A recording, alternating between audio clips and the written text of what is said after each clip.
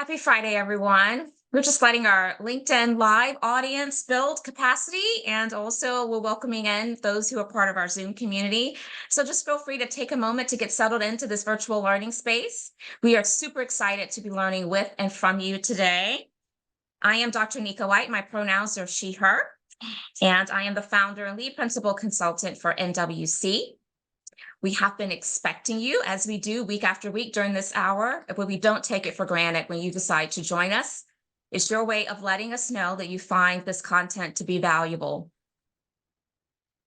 So we appreciate you being here today. Looking forward to a great show. If you would go to the chat, let us know where you're joining the conversation from.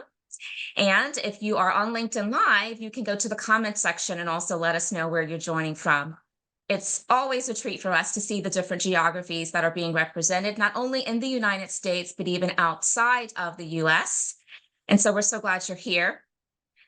At NWC, we really do value disability inclusion. So we have enabled closed caption for those that may benefit from that feature. So want you to be aware of that. Also want you to, as you're going to the chat and maybe sharing where you're joining the conversation from, if you feel inclined to have this community to reach out to you beyond this hour of time, then certainly share your LinkedIn information. That lets us know that you're willing to connect. And I am always happy to connect with this community. And so certainly my team will also share my LinkedIn information there. This is Pride Month as well. So I want to make sure that we're acknowledging that. And if you are not familiar with Intentional Conversations, this is where we intersect dialogue of diversity, equity, inclusion, belonging, justice, all the things, right, that fall under the big umbrella with leadership in business. And so we are so delighted to have you here with us today. And we do look forward to a great show. And once again, sit back, welcome, and enjoy the show.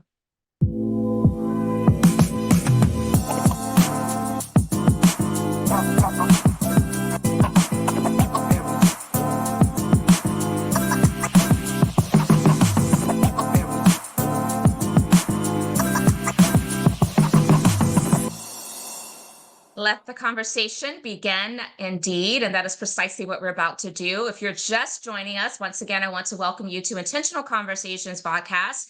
I am Dr. Nika White, your host with NWC, Nika White Consulting. I want to give a shout out to the NWC team that works tirelessly every single week to bring this virtual production experience to each of you, our broad community of friends, as we learn with and from each other and deepen our knowledge and understanding of all things DEIB, and hear from really great practitioners and leaders in this space who are doing amazing work.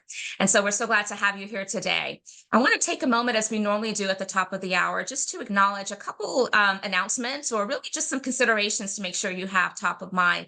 I've already said that it is Pride Month. June is Pride Month, and so happy Pride Month, everyone. And this is also an opportunity to remind us that while June is Pride Month and the national observance for that, it is not the only time that we need to be showing solidarity and support for members of the LGBTQIA community. So I want to encourage you to make sure that you're doing your part.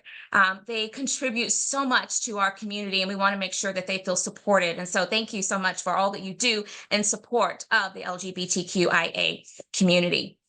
Also, June brings about Juneteenth. And so June 19th is the specific day that we recognize Juneteenth. And so I want you all to know that regardless if you understand the full history of it, let me just say this to you. Freedom is a message that resonates with every single one of us. And so if nothing else, take the time this month, attend some events that helps you to deepen your understanding and knowledge of the Black culture and ways in which you can help promote and advocate for greater equity and parity for Black individuals. And so Juneteenth, actually tonight I have a Juneteenth event that I am attending in my city, a gala, and I cannot wait.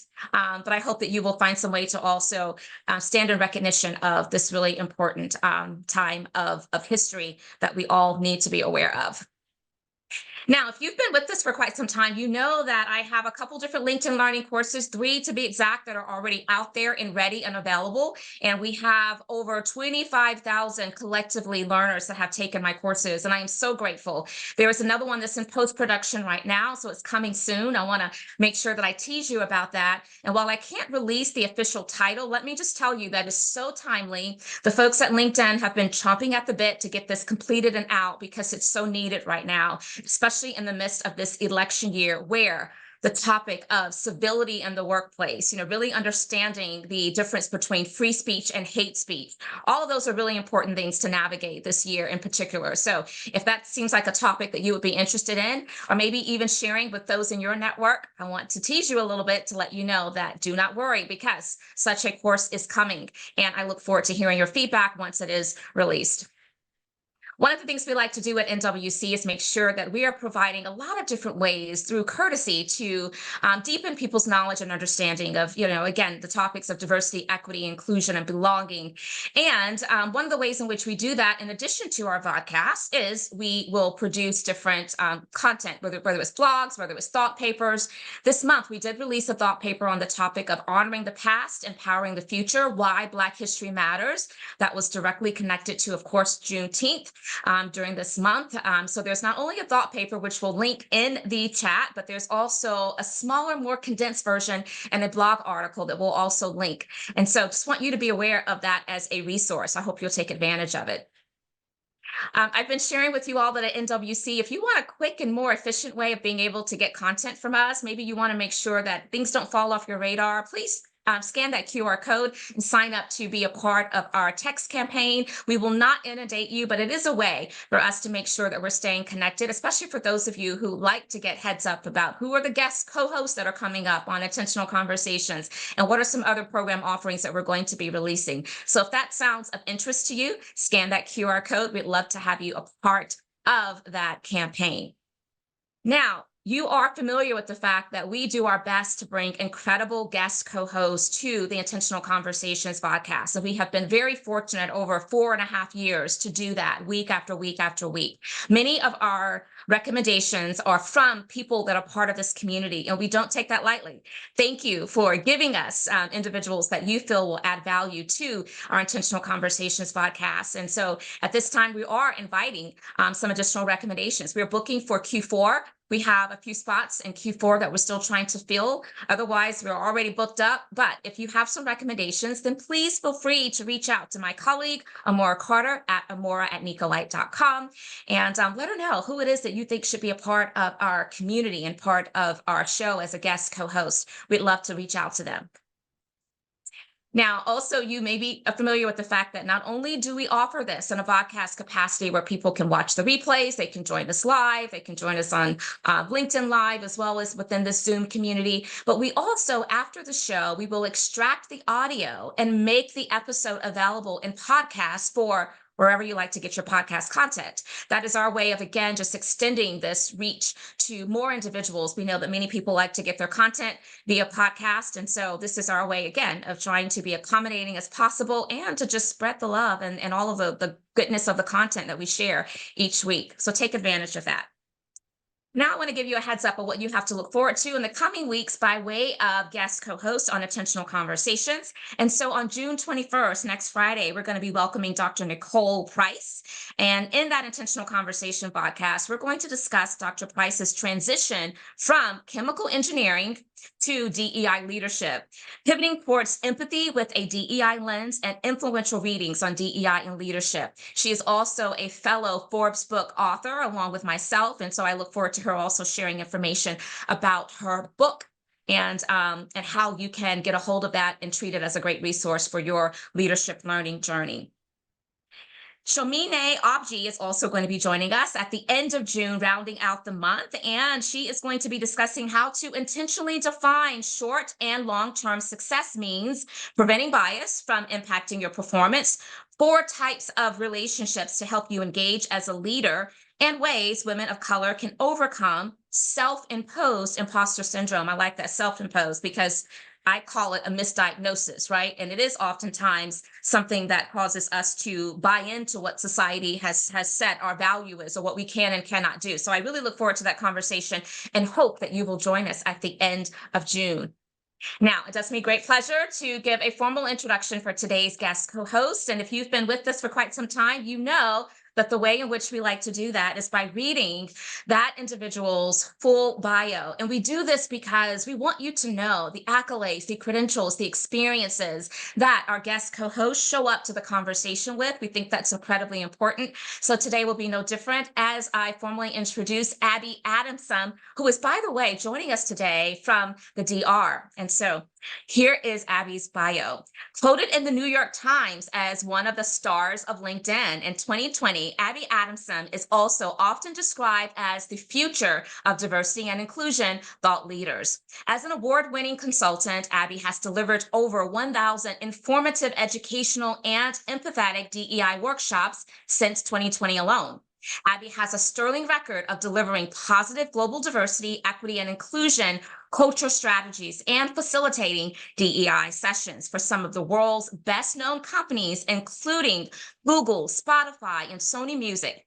Abby focuses on advocating for equity in the workplace and helping people overcome the silver elephant in the room when it comes to having uncomfortable conversations about diversity, specifically around race, as well as other intersectional identities.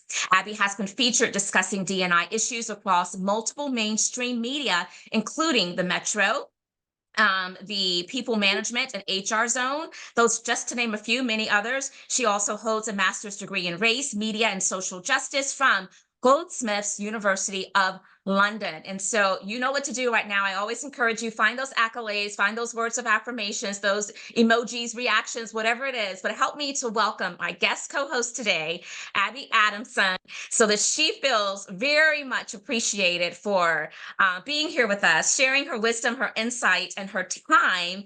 And I know that I am super delighted because while Abby and I are kind of officially meeting for the first time today, we both follow each other on social media, and I always enjoy her content. It's so rich, it's provocative in many ways, but it's needed. And I am just so grateful that she is here with us today. So before I release Abby to jump into conversation with me and to greet you in her own way, Abby, there is a tradition that we have here. And that tradition is that after we have read our guest co-host bio, we've heard about their accolades and their, credentials, we then like to get a little bit more personal. And in that regard, what we do is we ask our guest co-host to share with us something we would not know from reading your bio or looking at your LinkedIn profile. So, are you ready to share with us? We're so glad you're here.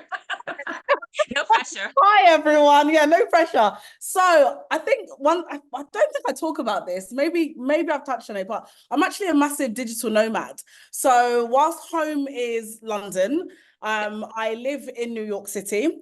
I'm currently in the DR, but I tend to work from different places in the world for at least 6 months out of the year. So whether that's, I'd spent 2 months in Cairo, I was 2 months in Paris, 2 months in Copenhagen, 2 months in Morocco, just more than anything, just to really, I feel like I'm a budding, well, this is what I'm calling myself, a budding anthropologist, and understanding behaviors and why we all behave the way we do, and what, everything I do is rooted in decolonization and some kind of colonial work. So when going around and living in different places, places where predominantly very powerful white nations have gone in and erased, it's always just nice for me to learn from non-Western ideologies and non-Western cultures. So that's a bit about me that I don't think many people know. And also, I'm very good at making things rhyme. Oh, I mean, Just do you have do you have evidence of this? I mean, can you spitball? Okay. Listen, this will be the first time on Intentional Conversations VodCast, but hey, you took us there, so let's go. I'm very happy to be here with you all. I hope we share things, whether big or small. I hope you all leave with something very deep. I hope that you all jump in with your heads and your feet and take in what we are teaching you today, and hoping that it stays with you in a positive way. Yes. Love it. That is fantastic, right? Even with all the pressure, you did that just like that. So, I've got heat stroke as well. So normally, anthropology, the work that you do and really trying to break down colonialization. I mean, all the things you've still news that you can tap. Thank you for that. I have to say that goes down as the first on 4.5 years of Intentional Conversations podcast, and we certainly welcome it. So thank you. This is going to be fun. I can already tell. Okay, so I do want to recognize something. I'm watching the chat, and I'm loving the fact that so many of you are already engaged in the chat. That is our way to get proximate to each other. So make sure you're using the chat throughout, or even the comment section on LinkedIn to help us get proximate to each other and really learn with and from each other.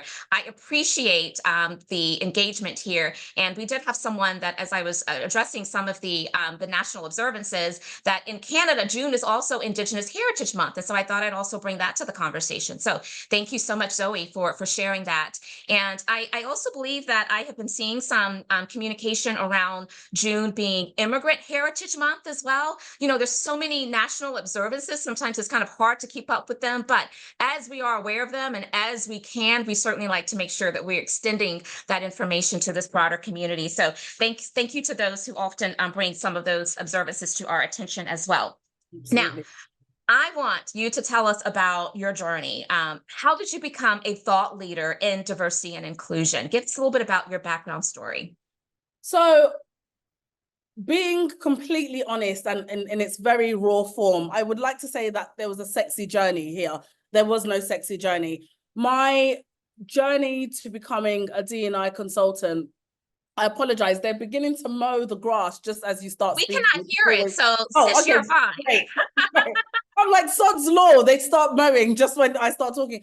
But I suppose my journey was born out of survival. I had worked so my first degree was actually in film. I went to film school. Okay. Which other thing many people don't know. I went to film school, and so I worked in film. I worked for Warner Brothers and Paramount and all of these, big, powerful studios. And like most industries, it is very much who you know, not what you know. But yeah, I quickly began to realize that as much as I love film, I didn't want to work in film. Then I thought, I'm really good with people. I'm really good at hiring. Well, just from the little bit that I did dabble. And I thought, well, I'm going to go back and do a HR degree. So I went back quite late. I say quite late, but 28. Went back and I thought, I'm going to go and do a film. I'm going to go and do a HR degree. And I'm going to restart my career. And that was all well and good. I worked for this company for 3.5 years. And it was all, for the most part, good until one day it wasn't. It was good until it wasn't. Yes. Until it wasn't. And it was call it me being naive. I suppose naivety is the best way. But I remember at one point we had an open plan office and I looked out at the office. And at one point, me looking out at that office, I had hired 70% of that workforce. And I looked at it and thought, oh, look at what I've done in this company. It went from me being the only person, well, the only Black person in the business, to bringing people from different backgrounds, different socioeconomic backgrounds, not just racial, but all types of, intersectional backgrounds. And then one day we were hiring for our US office, and my CEO decided to fly out my boss, who I had hired into the business, right? Fly them out to New York instead of me. And it got me thinking that, hold on a second, I have worked my tush off for the past 18 months, hiring 70% of this workforce, and you still don't think I'm good enough to take it to the next part of my career. And it just really got me thinking that what exactly, where do we start receiving our flowers? Because this isn't right. So after 3.5 years, I left that company. I worked for 2 other companies, and I only lasted, I kid you not, in both companies, less than 12 weeks. So my journey into being a consultant was born out of survival, of me thinking, well, not me thinking, me knowing, and I'm sorry to say this, but this is how I felt at the time. I am not working under another white woman. I'm not doing it. I'm not doing it. I'm not doing it. I'm not having someone feel a certain way because I'm so good at my job. There's nothing else that they can come at me for. And I remember saying to my mom that, these organizations that I'm working for, obviously everybody wants to be liked in the workplace, but we know that a workplace is not utopia. We all know this. And what I said to my mom is that I really don't care if people like me or not. But there's one thing that they're not going to be able to turn around and say is Abby isn't good at her job. Yeah. Yeah. And that was it. It was like, to watch people that were my peers be frustrated that they couldn't get me at my job. So Yeah. they were going to frustrate my life in other ways because, you know, they just couldn't say Abby. You know, when it irritates someone that you're Yeah. almost too good at what you do. And I Yeah. think, well, I don't want to have Sunday night sweats. I don't want to have, waking up in the middle of the night knowing that Monday is coming and you just feel dread. I'm like, there's no amount of money that any organization is going Yeah. to pay me that's going to fill this void. And that's Yeah. why I say being a consultant was born out of survival. Yeah. Well, I will say this, your story is not unique. There's so many women of color who have entered into entrepreneurship, consultancy, freelance contract work because of the shared sentiments, having been traumatized in the workplace and feeling as though they wanted to have greater control over their peace of mind, over how in which they were able to kind of show up and feel confident in their abilities. And so I love that it is now we're breaking the stigma and we're willing to talk about it because now we're seeing droves of people kind of follow suit in sharing their stories. And I think that in knowing that we aren't alone, that there's a community of people that have gone through similar things, I think that that certainly serves us well and really trying to be moved towards action, right? I'm seeing someone even in our chat, Nika, has shared that she had a similar experience. And so thank you so much for sharing that. Um, I want to talk, Abby, about the state of DEI, the current state of DEI and what's happening. It's no surprise to, I'm sure, the folks that are part of this community that we continue to see a lot of devaluing of DEI, and that resistance is showing up as noise that's getting louder and louder and louder. And I believe that it's not going to dissipate, at least no time soon. We are in an election year within the United States. And the UK as And well. The and the UK is an UK, election year. yes, and the UK as well. You're Mhm. right. And so with that in mind, how would you describe the current state of DEI conversations in the UK and the US? And from your vantage point, are there significant differences or similarities that you have observed? So to describe the states of DE&I on both sides of the Atlantic, I will say whatever there's under hell, so whatever comes underneath that, that's where I would Yeah. say it is. The thing is, I know that I don't want to call it the struggle Olympics over who has it worse, who has it. Yeah. But what I always say to a lot of my American counterparts is you for all of the uncertainty, for all of the gaslighting, for all of that that's happening, at least you can see it. Yeah. At least you can Yeah. see it. And that's the thing. Remember, the UK, we did not have segregation. We did not have, the Green Book. We didn't have Jim Crow laws. We are still in this state of racism is only an American problem. Mm-hmm. And I'm talking about racism because before we even start getting into the other parts of our intersecting identities, just having this conversation of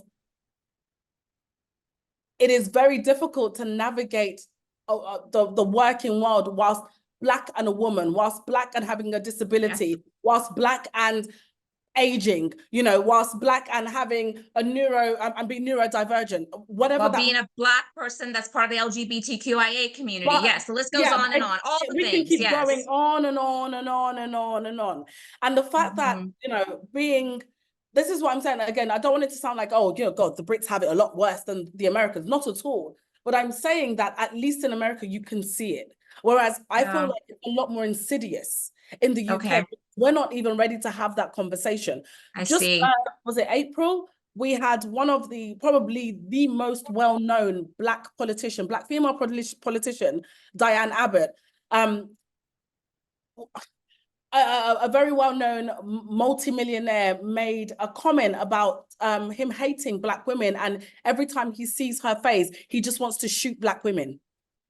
And that was to be told by people that, oh, it was just a passing, he made a mistake, let's just sweep it under the covers, sweep it under the carpet, let's just all move on from this.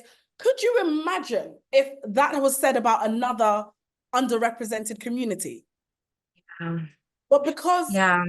because Diane is Black and a woman, it's oh, you know, let's just get over it. And this is what we mean about it being a lot more insidious in the UK. And when we're Yeah. talking about D&I, you know, this whole, I mean, I'm ready to die on this hill of meritocracy because it's such a myth. It's just, we don't even have enough time for that, Dr. White. But you know, it's just it's this thing of on both sides of the pond of, you know, DE and I didn't earn it. Are you sure? Should we really Yeah. just sit down and go toe to toe with this? Because something tells me that I'm going to blow you out of the water with this. And Mhm. the amount of times that I've sat down with white people or white passing folks and said, oh, let's have a conversation about this. And they're like, oh, no, no, no. I'm like, no, no, no. If you're saying DEI means didn't earn it, let's have this conversation. Because I Yeah. promise you, Black people, we're not allowed to be mediocre. Oh, no. We cannot get through the door by being mediocre. Exactly. We count that cost long time ago. We know that we have to show up in a way that is superhuman, and that becomes even to the detriment of our health and our sanity. And so, yeah, Exactly. you are talking. Yeah, and so I was even Yeah. having this conversation with someone 2 weeks ago. Like, does anyone think that Obama would be entertained for a presidency if he was a convicted felon? Yeah. I mean, they almost Yeah. didn't want to give it to him because he was born in Hawaii, and they'll try to claim that that's not even a Yeah. real. Do you know what I mean? The goalpost Yes. always, when it comes down to us, they Oh, always yeah. do the goalpost. It's Yeah. always shifting, Absolutely. and that's Absolutely. on You're both sides. speaking so much truth. Yeah. That's on Yeah. both You're sides. speaking so much truth. Yeah, racism shows up very overtly and covertly, and so I think that the way in which we need to be strategic about handling it requires us to recognize that they both are very dangerous, whether it's overt or covert, right?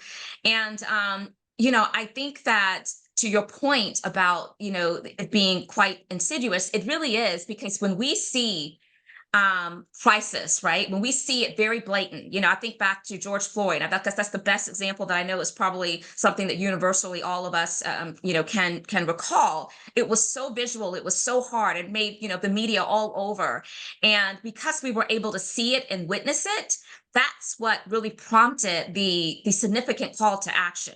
Now, whether or not it really landed at a place to where they were able to sustain that, it's a whole different conversation, and we know that that was not the I'm case. gonna But I'm gonna jump in because you've just made a really good point. yeah, Not only let's use George Floyd as an yeah. example.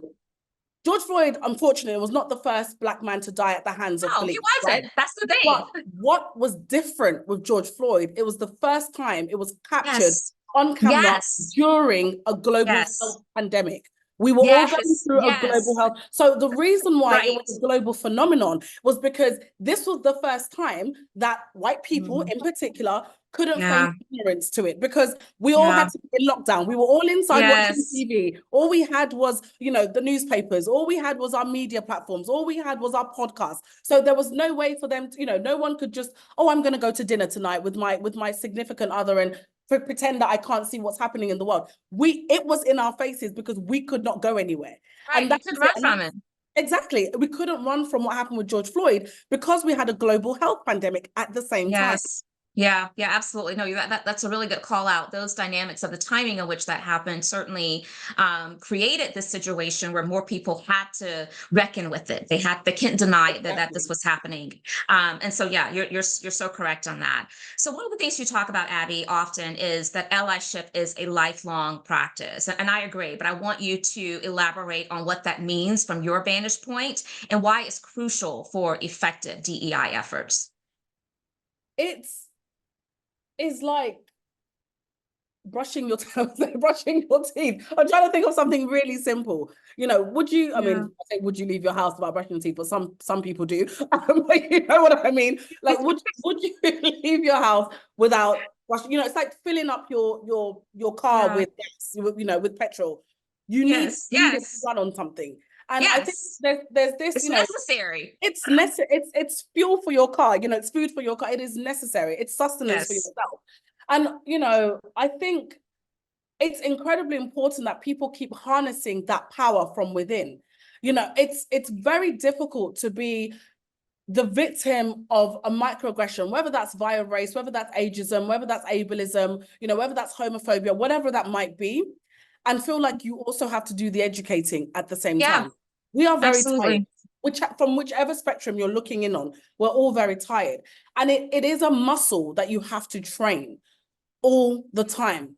And especially in such tumultuous times, as I said, because both superpowers are going through a very big election where I don't even want to, I believe that words have power, so I don't even want to speak it into truth. But it might not sway the way we all would like it to. The Oh, yeah. majority of us would like it to, and we have to be ready for that. And Yes. I don't, Yes. heaven forbid another George Floyd-esque type moment happens.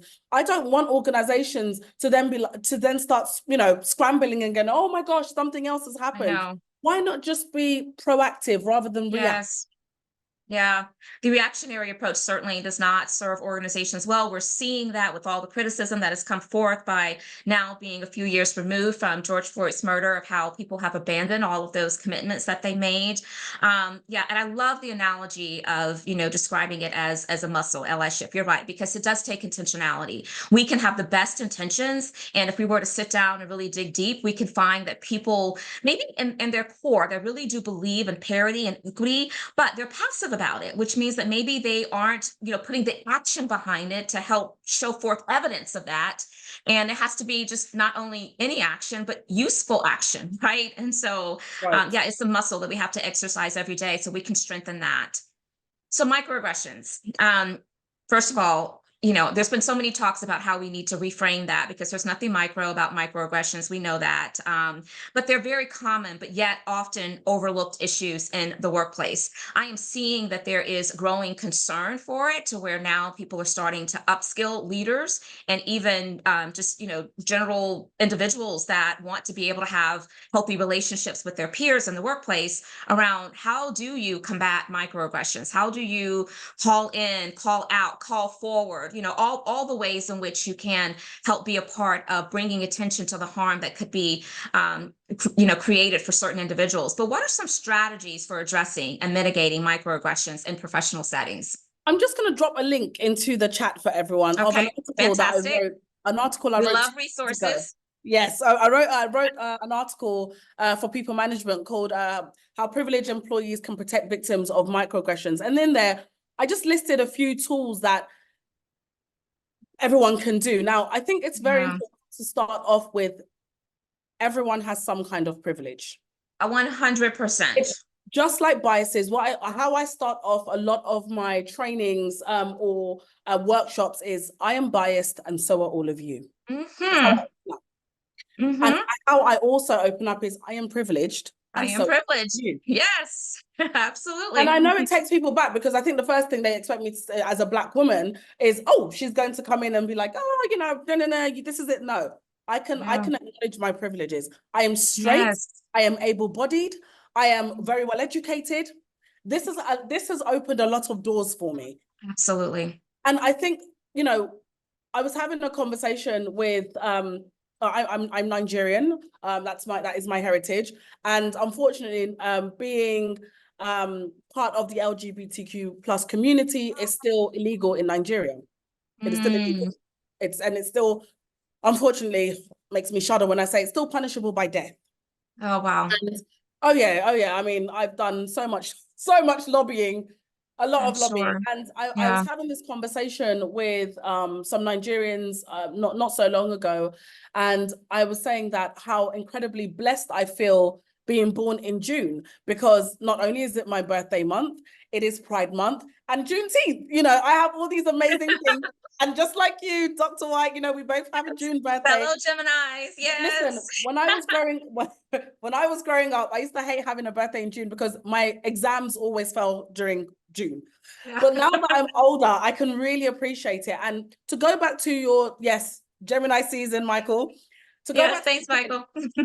I used to think about, good goodness, just how privileged I am to be able to have conversations like this with people like you and share this kind of space.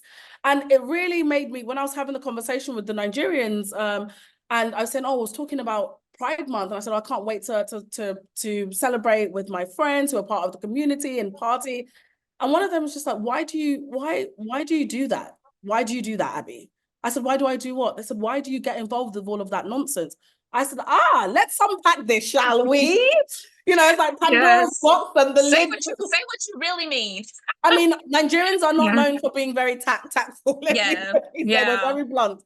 And I said, I said to one of them, I said, not less than 5 minutes ago, you were talking about anti-Black racism in your workplace. So I then said, well, why do you do that? This is what do you mean? I said, well, why do you get involved in anti-Black racism? What's the point? Yeah. And they were like, what? I said, do you see how ridiculous that sounds? And this is what I mean about allyship and microaggression coming into one. I could easily sat back and been like, oh, as a straight woman, this doesn't concern me. But it does, because all isms, they Yes. all flow into the same river. So when Absolutely. when I talk about microaggressions, the impact of it, it's really important that just because you are from an underrepresented community, we have so much power to be able to make sure that we're not also funneling certain microaggressions into other communities. And so for me, the first thing I do is teach people how to use your own privilege as a force to combat microaggressions, especially in the workplace. Mm-hmm. And just being able to, that's why I always start with, I am privileged and so are you. So when we're talking about microaggressions, I'm able to peel it back like an onion. Because I have started from the point of origin. You know how you have, those squares that you used to paint and then you have the point of origin and it turns into a square. Yes. I start from that point of origin. And that's the P word. And that's how I start talking about how I start funneling into how do we combat microaggressions? Because you will never combat microaggression if you don't understand which privileges you hold. Oh, absolutely. Absolutely. Recognizing our sources of power and privilege is the first step for us to even be able to lean into the concept of thinking about being, really an effective ally. And so you and I share that because I too, when I am teaching on this broad topic of trying to break down the inequities, is I do talk about we have to recognize our sources of power and privilege. And I say the same thing. I'm a Black woman, I am privileged. And I even will go on to name some of the similar things that you did, but also the fact that I grew up in a home with both parents, right? I had a loving upbringing with both parents that were parenting me. I mean, it's things like that I don't think that we necessarily consider when we think about the opportunities and the advantages that we have. And it's not because we see privilege as this negative connotation, right? So it's not to cast this negative light on people, but it is to make sure that we are acknowledging it and using those privileges honorably to be able to help someone else. I amplified into the chat because I love statements that really catch me off guard. And when you said all isms flow into the same river, yes. All isms flow into the same river. So we cannot try to separate ourselves because it doesn't directly impact us. That's not our lived experience, because they all are intertwined. They are. And And so I think that message certainly needed to be amplified. So thank you. I want to give this community a heads up that we are getting to very closely to the point in time where we will invite you to share your comments and your questions directly for our guest co-host today, Abby. And you can do that by using the raise hand feature that allows us to know that you're willing to be called upon. We will, if your camera is on, add you to the spotlight and invite you to unmute yourself. And if you're on LinkedIn Live, you can place your questions or your comments again into the section there, the comment section, and we'll bring all of that into this community. Normally I give you a moment or two to percolate on what curiosities could be coming up for you, but I see that we already have an eager participant, Tracy France, who is a repeated member of our community. And so Tracy, I am going to add you to the spotlight. Thank you for being here. Present your question or comments. Welcome.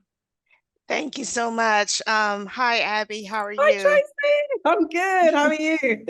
Good, thanks. One thing that you said that struck me was when you were talking about how this person kept coming for you and nothing that you did was right, but nothing that you did was wrong. Like you were so perfect in what you were doing that they couldn't find anything. And I wanted to know, at what point did you actually realize that it was not you? How did you not internalize?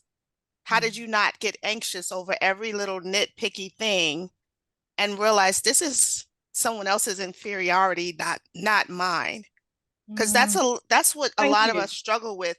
And to Dr. Nika's point, we internalize it as imposter syndrome when it's really a misnomer.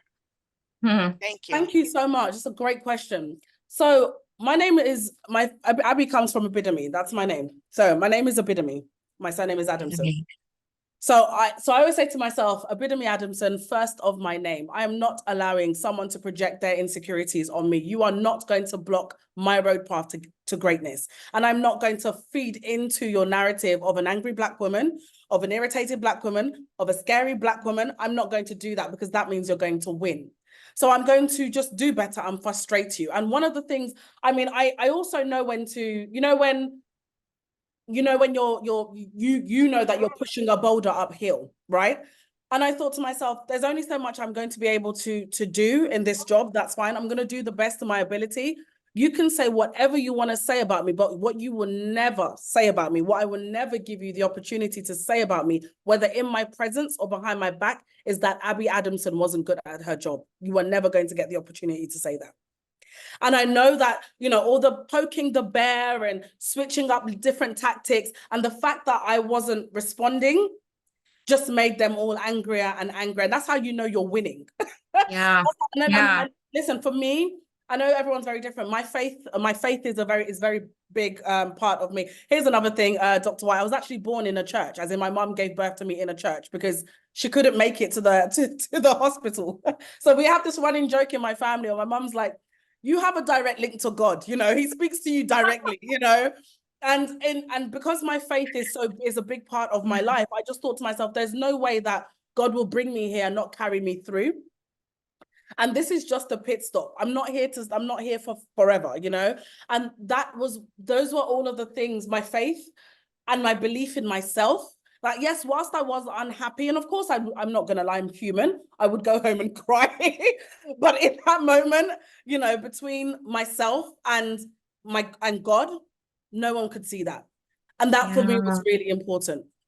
Yes, absolutely. We've had a couple guests that have come on our show, and I'm also deeply a woman of Christian faith. And one of the things that I talk about often is that when, especially us individuals who are part of marginalized communities, and we are constantly having to prove our worth and our value, it takes, whatever type of inner energy to allow us to be able to stand forth and call ourselves who we are, when we hear so much about what we're not and what we can't be and how inferior we are. And so I love that you brought that to the conversation. And thank you, Tracy, for such a great question.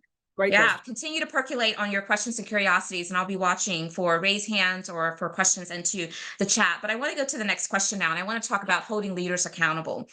There are a lot of different ways that leaders can be held accountable. And this is something that you talk often about in many of your workshops. And so what steps can organizations take to ensure their leaders are genuinely committed to fostering an inclusive culture? And what is the responsibility and the significance of true accountability mechanisms, and not just relying on someone saying, I believe this, I'm for this, and I am fostering this? Because that's a mistake that I think a lot of organizations make. We have good leaders. I'm popping another link into one of my articles. Thank you. Again, we love resources. Keep them popping. Come on. No, I keep popping in, links.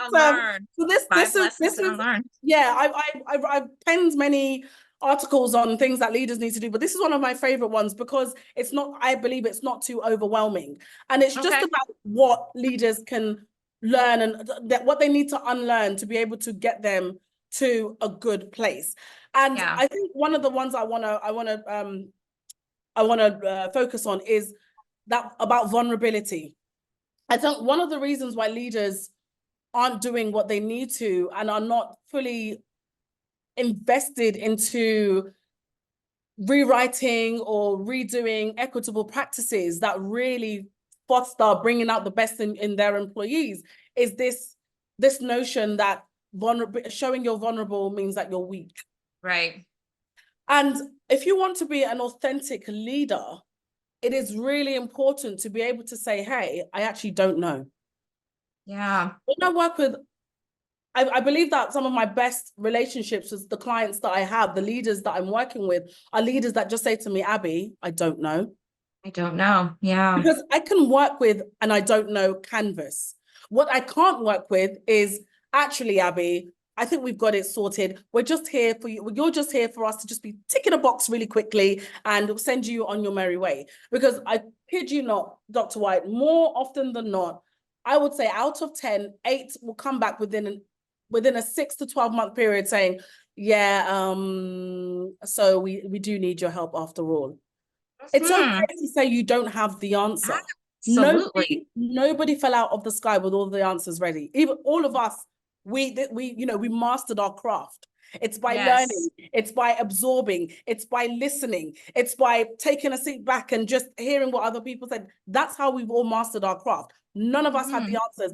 The heavens didn't just open and we plopped out. And let me add that even once you have mastered your craft, you still should have questions. You know, I do every single day. So, I mean, all of us 100%. should, because we should always be on this journey of learning, unlearning, relearning. Things are evolving. The world is evolving. And so, yeah, I love the fact that what you brought to the conversation is that element of vulnerability.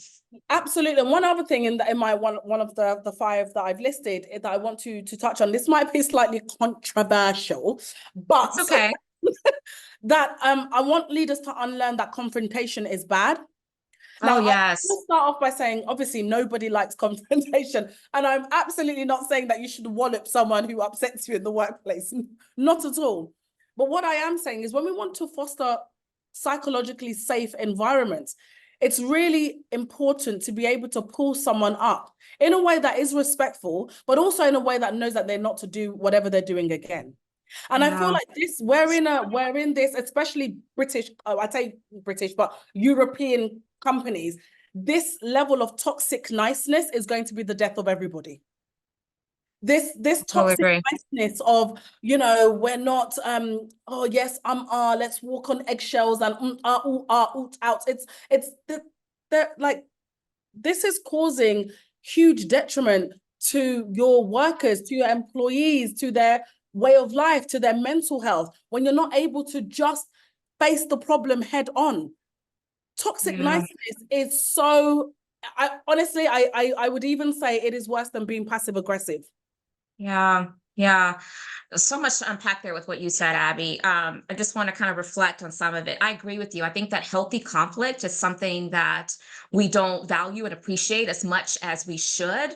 And, that's why I referenced earlier that, especially in this year, with it being election in both the UK and the United States, when we think about civil discourse within the workplace, that is about being able to, from a leadership perspective, engage humanely in these conversations where there could be some dissension, but doing it in a way to where there's still a high level of respect and civility for our peers and for, the difference of thought and perspective. And so I agree. I think that healthy conflict is something that we run away from. Well, conflict we run away from because we view it all as just bad conflict. And there is such thing as healthy conflict.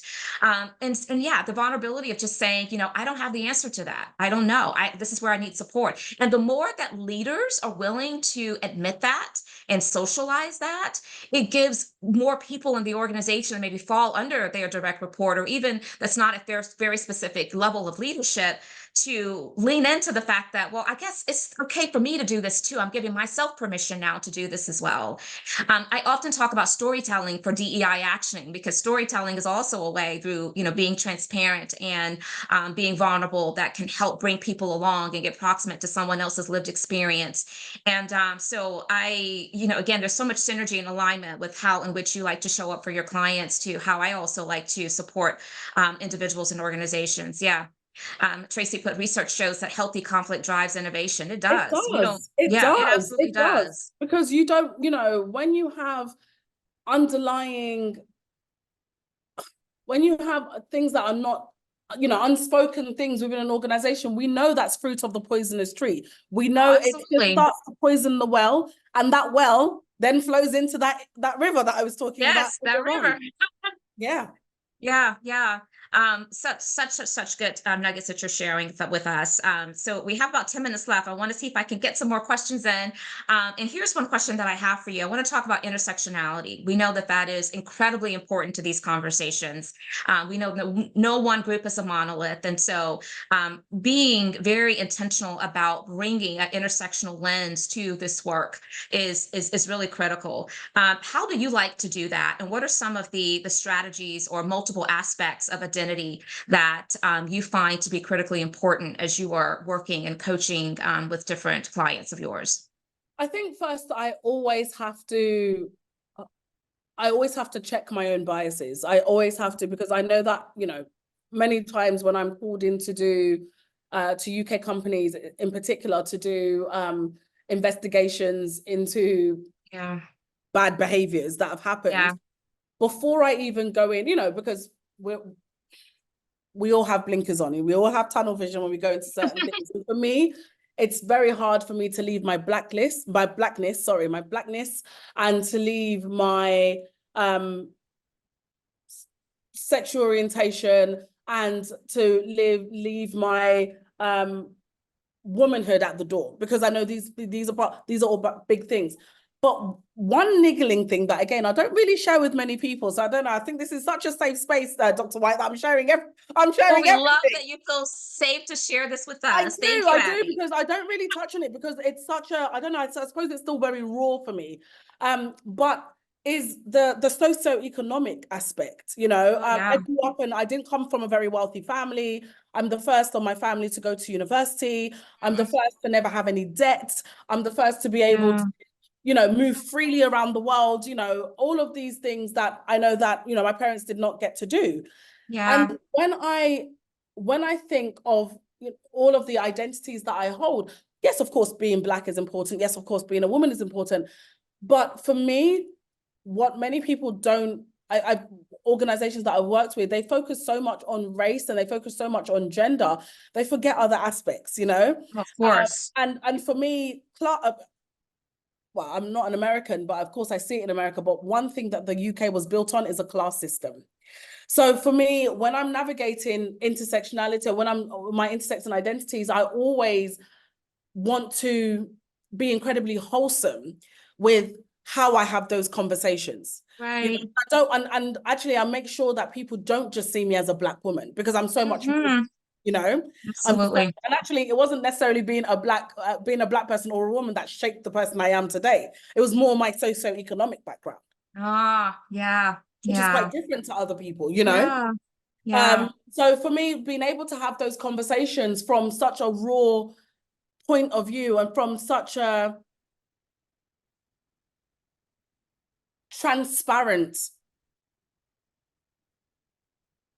transparent lens, enables me to have, and enables me hopefully to be a safe space for others to be able to have those kind of conversations with me. That's one of the reasons why I've got this thing called Ask Abby Awkward Questions. I love my alliteration. And in Ask Abby Awkward Questions, it's always around, identities and how we show up. And a lot of clients, I mean, it started off as a joke with one of my sisters.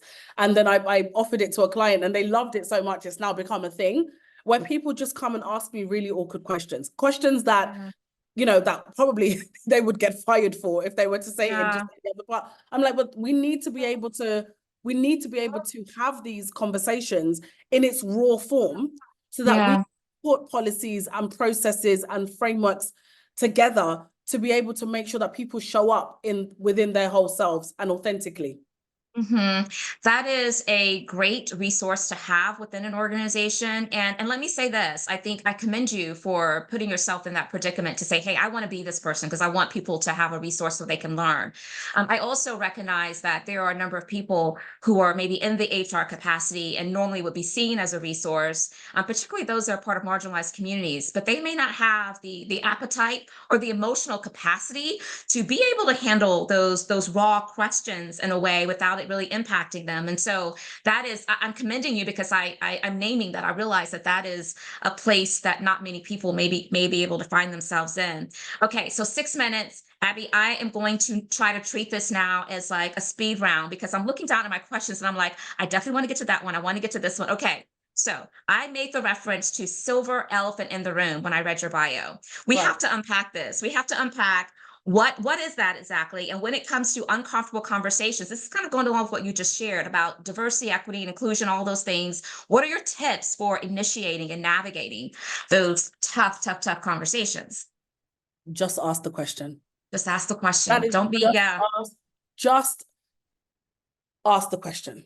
Yeah. So you More don't send often people, than go do not, your research on your own first, do a little bit of educating on your own, then come back to me. You're just like, just ask just you're ask one that like you're like, I want to be I'm that one of resource. those. Just I've ask the put myself question. exactly. I've put Yeah. myself in this position. When I say ask the question, obviously be mindful of your audience. I am the audience, so I Sure. don't Your mind audience you is asking audience me. of Right. one. Don't I ask don't this mind you question in front asking. of like people. Other Right. people. Don't just go up to a Let random me help person in your you. workplace. Yes. Don't just go to your random person in your workplace and trauma dump on them. No, we don't want that. When Yes. you have someone like a me, in the room, ask me the Yes. question that you really want to know. You want to ask, I did one 2 years ago for a very well-known bank in the UK, and someone just asked outright, so why can't white people say the N-word? What exactly is the problem? And those are the kind of questions I like. They just Got said it. it. They said it out. They were like, look, I'm just going to ask the question, why can't I say the N-word as a white person? Yes. Yeah, Tracy Place, Ask Abby Awkward Questions is the remix.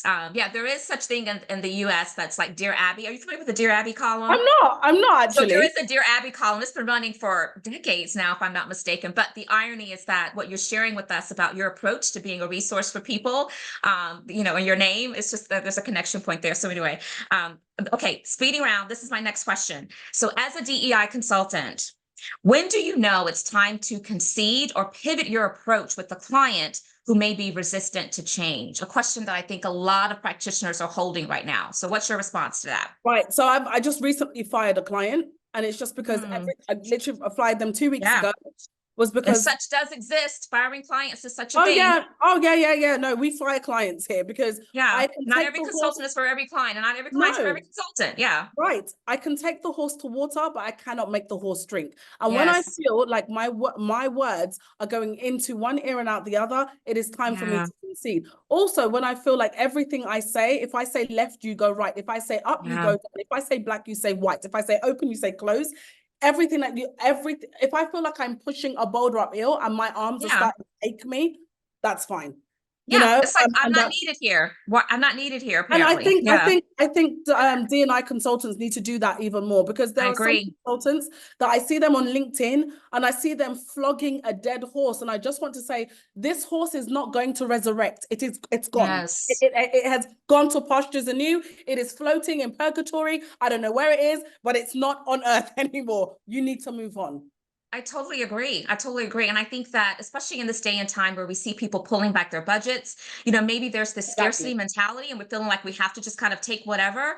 And I don't know everybody's unique situation. So I can understand if someone is evaluating and assessing their personal situation and making decisions. And I don't judge that. But I will say, just generally speaking, even outside of this season of DEI movement, I believe that we have to, as consultants, be just as thoughtful about vetting clients Right. as they are about betting us, because that Exactly. partnership works both ways. There's shared accountability. And if you aren't ready and willing to also align with that we have all the answers, I believe in the co-creation process. I believe that the institutional knowledge of our clients is equally important to the expertise, the deep expertise that we bring around this work. But Right. collectively, there has to be this shared openness to really allowing the experts to be the experts, to guide, to coach. It's not to say we're going to just decline to not hear the voices and the opinions, because that counts as well. But yeah, it's like if you're always, to your point, saying no, what am I here for? Exactly. Is this not really a partnership? Okay, so I want to know, what do you envision for the future of DEI? Are there any emerging trends that you're seeing that you feel like, I am an optimist. I am an optimist. okay, good. I think, yeah, I am an optimist. I always look at the glass as half full rather than half empty. And yes, a lot of organizations are pulling back their budgets and they are scrapping, anything to do with diversity, equity, and inclusion. However, I do believe that there's going to be some kind of second coming or reckoning, and I hope it's not at the expense of someone Black losing their life. No. No. But what I envision for the future is D&I is like oxygen. We're always going to need it. We're going to need it. And, the day that it dies a death is the day that there's no air left for us to breathe. So what I am envisioning is that organizations truly understand that diversity, equity, inclusion, and belonging is not a tick box exercise. Your organization, you're going to have employees that will always be Black, will always be Latino, will always be Asian, will always be part of the LGBTQ plus community, will always age, will always have a disability, whatever that might be. we We're will always going always to have people. you're always going to have people. And so long as you always have people, you're always going to need to look at everything around diversity, equity, and inclusion. So be proactive rather than reactive, because ultimately it's going to come back around full circle. I think that is a splendid way for us to end today, because that was a mic drop and it was so rich and useful. Thank you so very much, Abby, for sharing with us today. You're getting some love into the chat. Yes, let's keep that going to show our appreciation to Abby. We definitely would love to have you back in the future. Thank you for your leadership. Thank you for your advocacy. Thank you for all that you're doing. And thank you for taking the time to be with us today while you were on travels to the DR. I don't know if it was personal or not, but nonetheless, I do hope that you enjoy your time and safe travels back to your home destination. And we look forward to just continuing to follow you. We will place all of your contact information, including like your LinkedIn, so this community can connect with you outside of this window of time. Thank you all for showing up as well. Have a safe and wonderful weekend. And we'll see you back here next week for another episode of Intentional Conversations VodCast. Bye-bye. Yes.